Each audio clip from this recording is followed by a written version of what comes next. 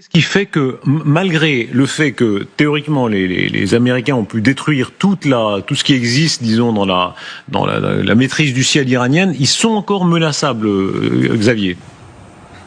Alors, la réelle question, c'est quel type de missile a touché aujourd'hui le F-35 ? A priori, c'est pas un système lourd, très imposant, tels qu'ils sont utilisés, tels qu'ils ont été détruits en réalité, parce que eux ont été détectés et détruits quasiment dans la totalité.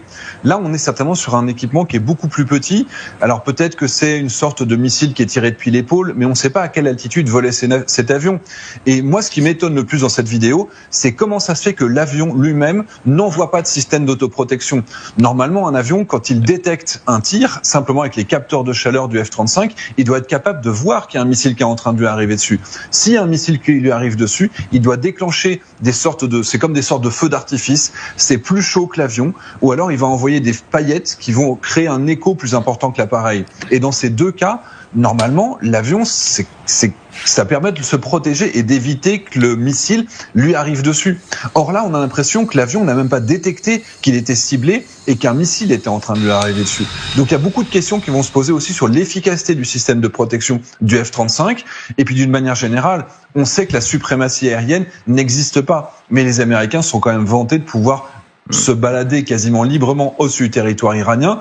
Donc la suprématie aérienne, elle n'est pas acquise. La supériorité dans le domaine de l'interception et la protection balistique et contre les drones kamikazes, les Américains ne l'ont pas. Donc là, on est quand même sur une série d'accumulations d'échecs technologiques qui font que ça remet en cause aussi la superbe que Trump veut mettre en avant et la démonstration de force qu'il veut appliquer. Contraste évidemment avec le côté de Trump qui est toujours un peu méthode couée. C'est le jour même où il est dans le bureau ovale tout à l'heure et il dit non mais nous, personne ne tire sur nous. Écoutez. On a pratiquement tout détruit, y compris leur structure de commandement. Leur marine a disparu, leur armée de l'air, leur matériel anti-aérien ont disparu.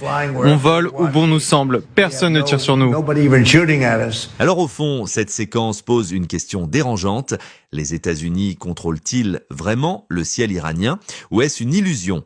Parce que si un F-35 censé être quasiment intouchable peut être surpris sans même activer ses systèmes de défense, alors ce n'est pas un simple incident. C'est une faille, et une faille dans un symbole de supériorité militaire, ça change tout, car cela signifie que malgré les frappes, malgré la destruction annoncée des défenses iraniennes, il reste des capacités invisibles, imprévisibles, et donc dangereuses. Dans cette guerre, la technologie ne suffit plus à garantir la domination. Et plus le conflit dure, plus ce genre de surprise risque de se multiplier.